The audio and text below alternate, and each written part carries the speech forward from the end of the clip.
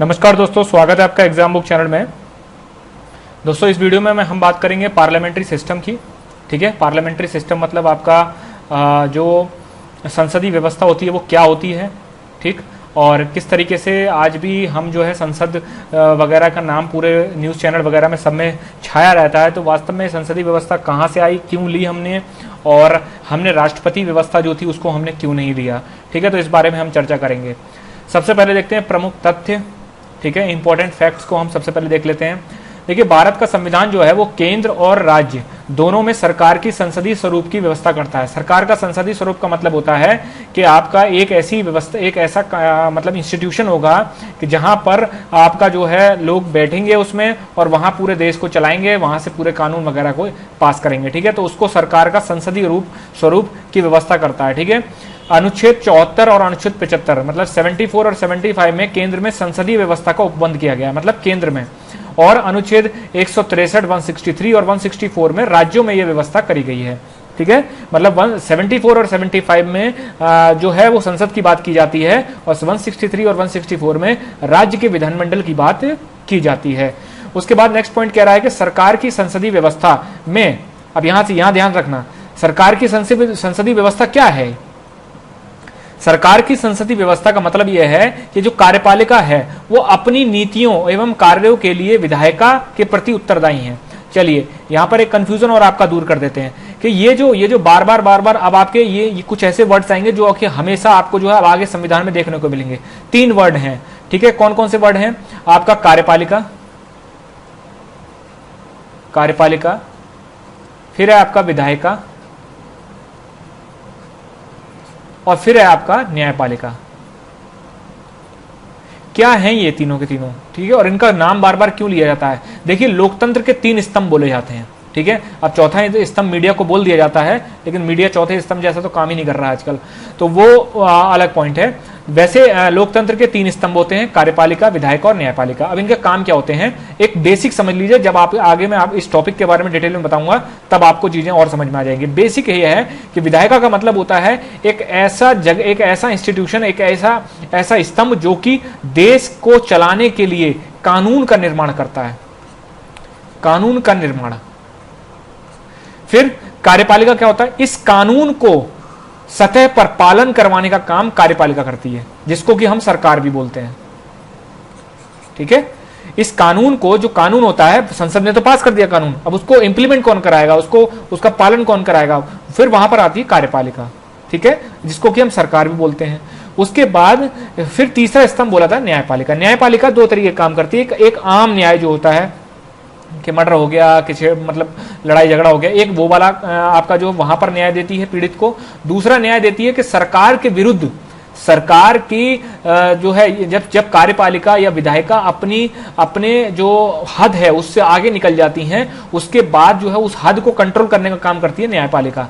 मतलब ये है कि जैसे विधायिका कोई कानून ऐसा पास कर दे जो आपके मूल अधिकारों को खत्म कर रही हो, तो न्यायपालिका तुरंत आएगी और न्यायपालिका उस कानून को ही खत्म कर देगी। कार्यपालिका कोई ऐसा आदेश पारित कर दे जिससे कि लोगों को दिक्कत हो रही है, लोगों के आपके मूल अधिकारों का हनन हो रहा है, तो वहां पर भी न्यायपालिका आएगी और फिर कार्यपालिका को उस आदेश को जो है नल एंड वॉइड कर देगी, मतलब खत्म कर देगी। तो ये काम होता है।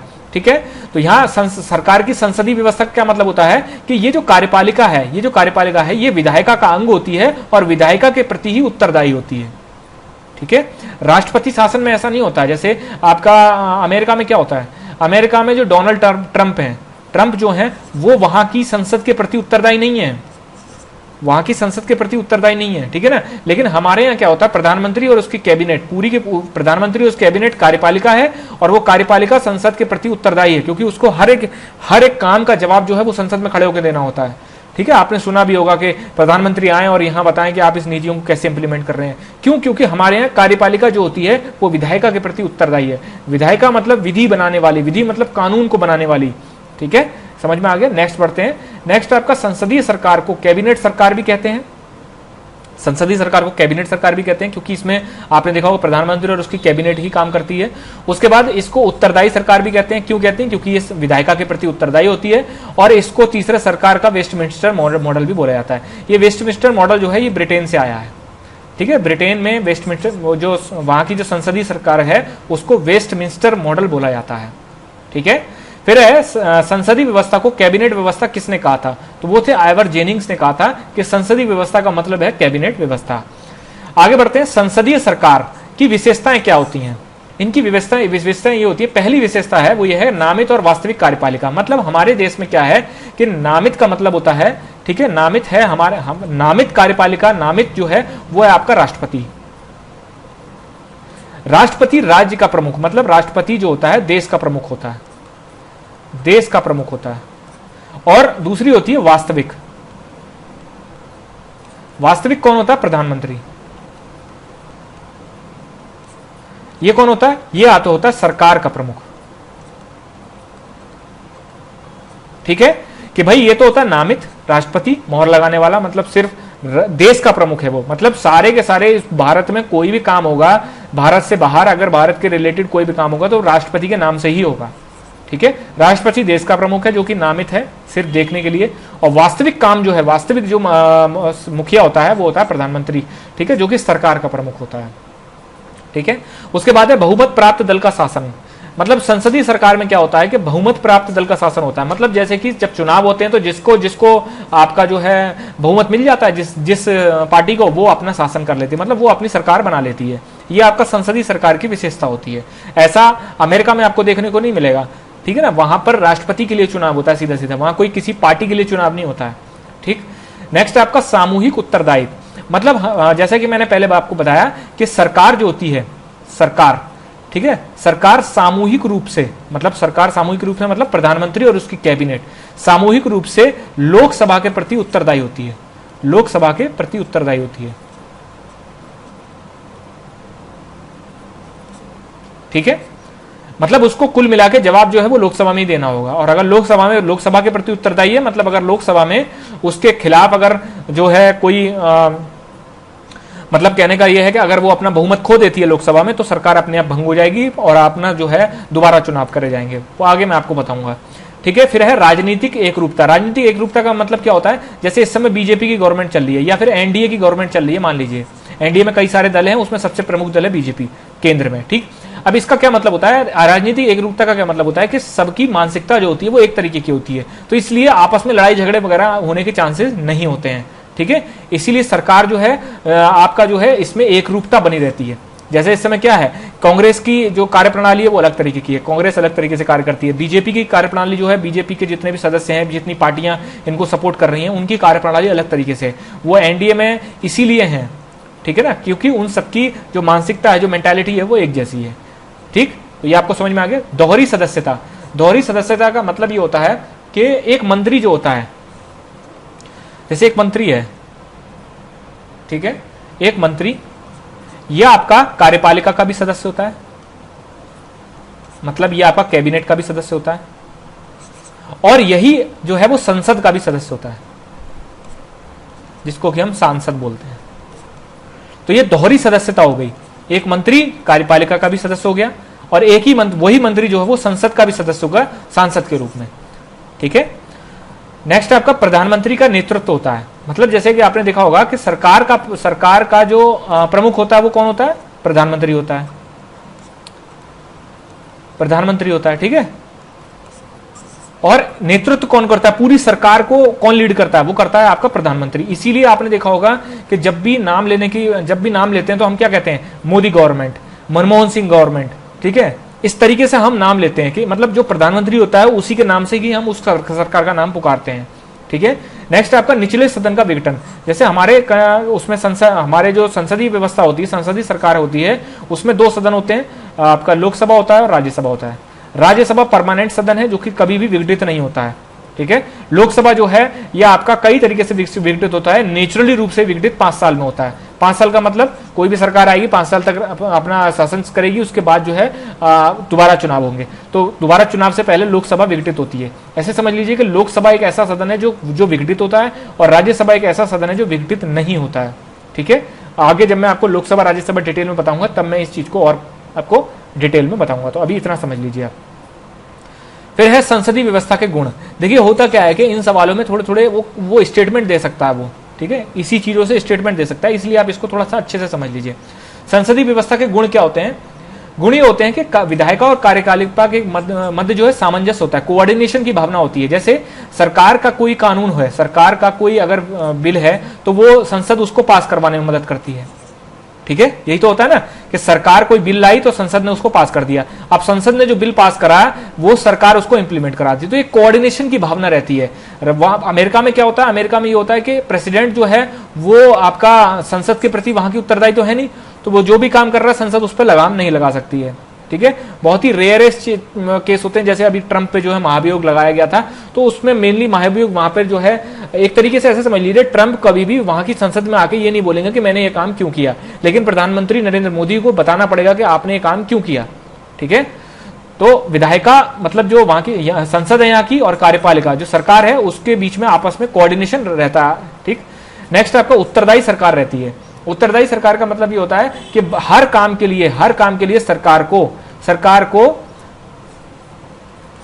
जो है वो लोकसभा या संसद के प्रति उत्तरदायी, मतलब वहां आपको जवाब देना पड़ेगा बकायदा, ठीक है। वहां आपको सरकार का अगर जैसे मान लीजिए कोई भी अगर बिल लाती है या फिर कोई अगर काम करती है सरकार, तो उसको बकायदा आपको लोकसभा के प्रति, लोकसभा में या फिर संसद में किसी भी सदन में खड़े होकर आपको बताना पड़ेगा कि आप ये काम क्यों कर रहे हो, ठीक है ना। फिर है निरंकुशता पर रोक।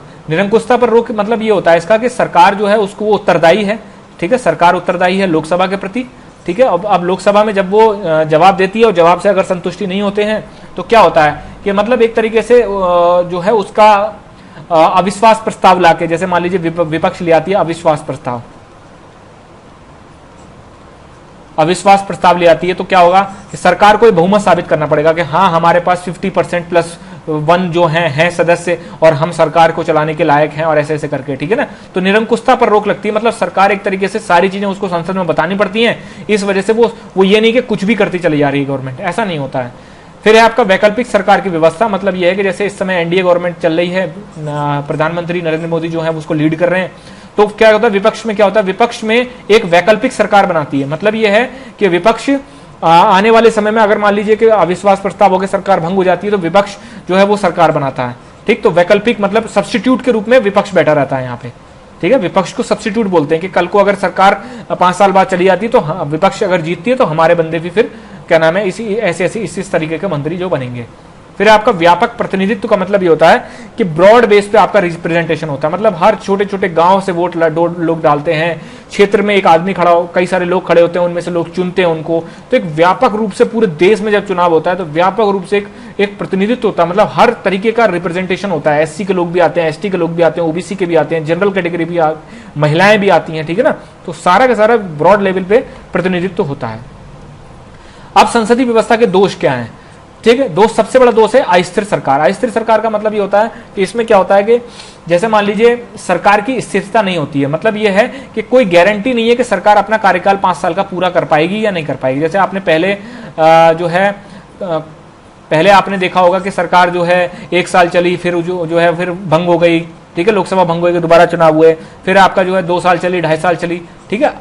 तो ये जो काम है ये यहाँ पर अस्थिर सरकार, और खासकर तब होता है जब किसी पार्टी को जो है पूर्ण बहुमत ना मिला हो, ठीक है, या बीजेपी या कांग्रेस में से किसी एक को पूर्ण बहुमत अगर नहीं मिलता है तो वो अन्य जो आपके मतलब जो पार्टियां होती हैं उनसे लोग अपना समर्थन करवाते हैं। तो समर्थन में क्या होता है, समर्थन में भाई उस पार्टी के आपके भरोसे बैठना पड़ेगा। वो जो पार्टी बोलेगी कि मेरे इस बंदे को आप ये वाला पद दे दीजिए, तो वो चीज जो है वहां पर क्या होता है कि मान लीजिए 2 साल सरकार चली, उसके बाद क्या हुआ, अनबन हो गई, तो उस पार्टी ने अपना जो है समर्थन वापस ले लिया, सरकार गिर गई, फिर दोबारा चुनाव हुआ है। तो ये अस्थिर सरकार इस तरीके से बनती है।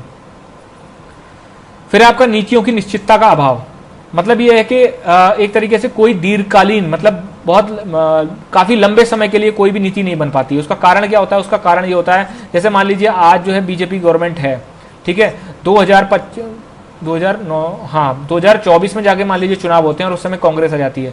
तो कांग्रेस आती क्या करेगी, जो बीजेपी के जो काम होंगे उनको सबसे पहले पलट देगी। उससे क्या होता है, उससे सबसे ज्यादा नुकसान किसे होता है, कंट्री को होता है, लोगों को नुकसान होता है। इसलिए जो नीतियां बनती हैं, जो पॉलिसीज बनती हैं, उनकी कोई गारंटी नहीं होती है वो आगे तक चलेंगी या नहीं चलेंगी।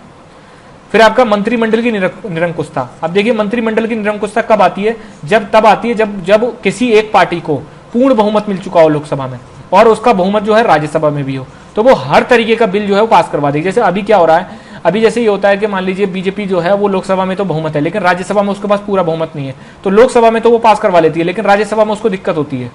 ठीक है, इससे पहले कांग्रेस की गवर्नमेंट थी, तो कांग्रेस की गवर्नमेंट क्या करी, 2004 से लेकर 2014 तक चली। तो इससे क्या हुआ, इतने बीच में इनके पास लोकसभा में तो बहुमत था ही था, राज्यसभा में भी बहुमत आ गया। तो कोई भी अगर बिल होता था वो लोकसभा में पास होता था, तुरंत एकदम राज्यसभा में पास हो जाता था। तो इससे ये होता है कि कोई भी आपका बिल जो है बहुत आसानी से पास करवाया जा सकता है, कोई रोक टोक नहीं हो सकती है। तो एक मंत्रिमंडल की निरंकुशता हो जाती है, जैसा आपका इंदिरा गांधी के टाइम पे भी हुआ था। फिर है शक्ति पृथक्करण के विरुद्ध, मतलब ये ऐसे समझ लीजिए कि संविधान में ये कुछ नहीं बताया कि विधायिका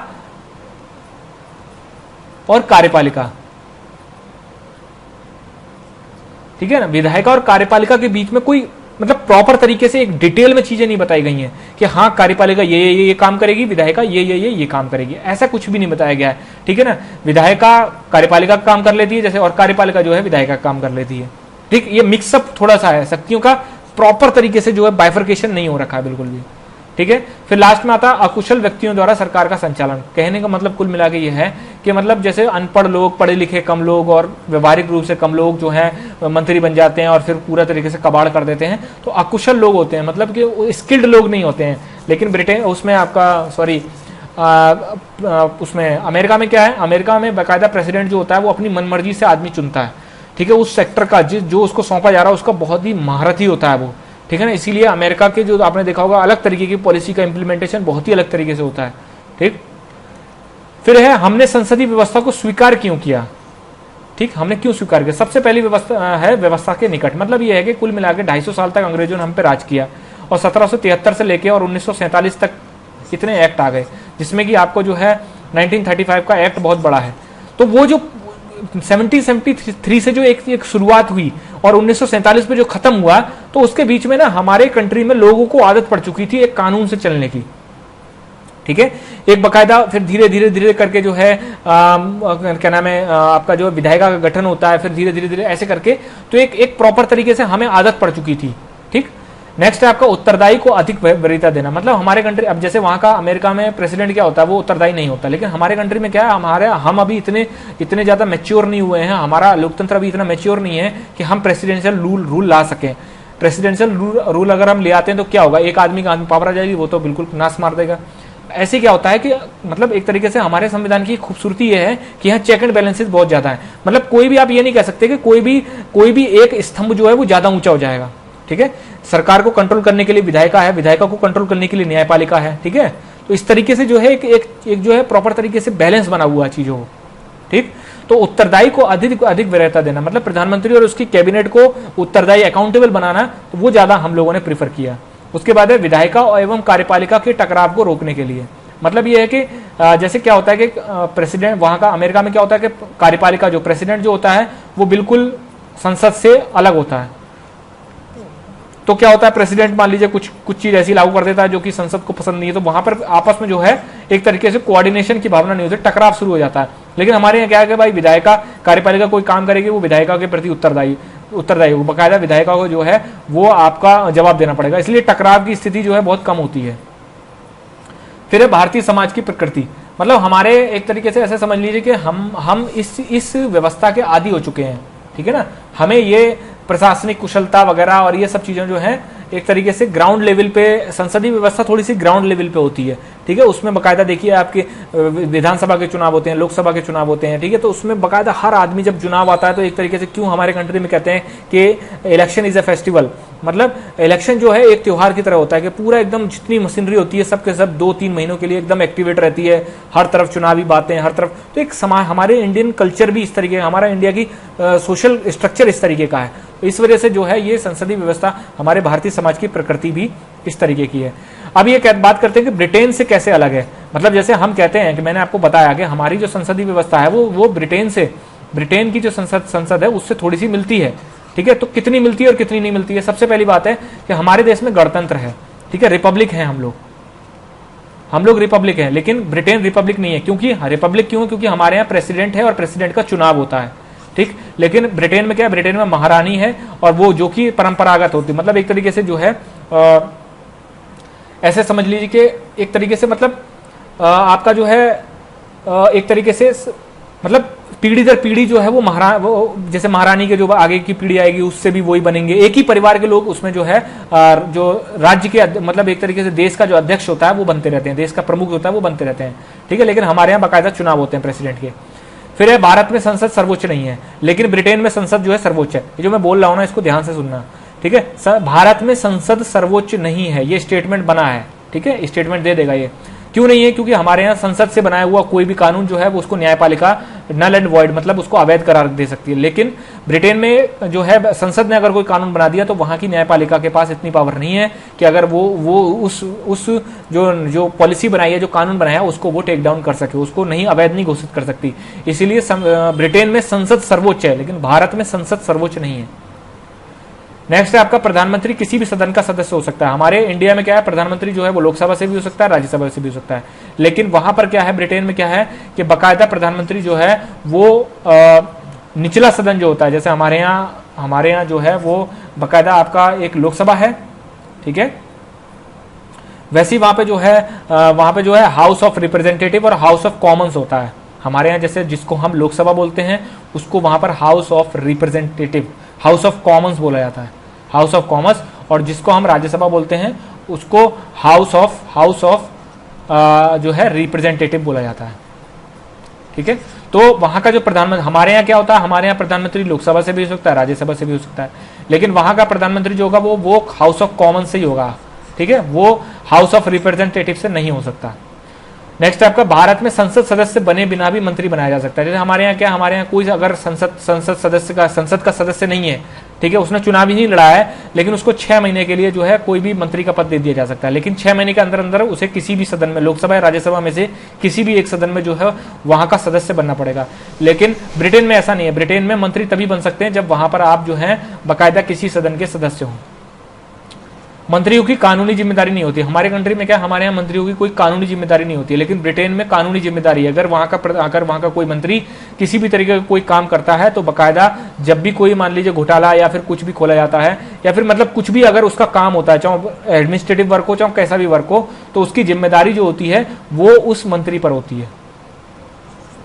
फिर है ब्रिटेन संसद में छाया कैबिनेट होती है, मतलब शैडो कैबिनेट होती है। शैडो कैबिनेट क्या होती है? शैडो कैबिनेट का मतलब ये होता है कि वहां क्या होता है, वहां पर बिल्कुल जैसे एक तरीके से मान लीजिए वहां का जो प्रधानमंत्री होगा, ठीक है, उसके विपक्ष में एक और शैडो प्रधानमंत्री होगा। वहां पर अगर कोई एक तरीके से मान लीजिए कानून मंत्री होगा या फिर वहां पर होम मिनिस्टर होगा कोई, ठीक है, सरकार का, तो एक विपक्ष में भी होम मिनिस्टर होगा, ठीक है, जो कि जब होम मिनिस्टर कोई चीज बोलेगा तो इसकी जिम्मेदारी होगी कि उसको काउंटर करे, ठीक है ना, कि मतलब एक ही आदमी पर उस बाकायदा पूरे के पूरे मंत्रालय का एक चार्ज दिया जाता है कि हाँ, जैसे अभी क्या होता है, अभी हमारे देश में क्या होता है कि चाहे होम मिनिस्टर बोल रहा हो तो राहुल गांधी भी बोल देते हैं, कोई भी कुछ भी बोलता रहता है। लेकिन वहां पर क्या होता है, बाकायदा विपक्ष में भी एक एक डिपार्टमेंट बांटा जाता है लोगों को कि जब सरकार से इस डिपार्टमेंट का कोई आदमी बोलेगा तो आपको उसका कटाक्ष करना पड़ेगा, आपको उसको जवाब देना पड़ेगा, ठीक है ना। तो इस तरीके से जो है शैडो कैबिनेट वहां पर चलती है। तो दोस्तों फिर ये हो गया आपका ब्रिटेन से कैसे हमारी जो वो है वो अलग है। तो ये आपका प्रॉपर तरीके से हो गया। Thank you.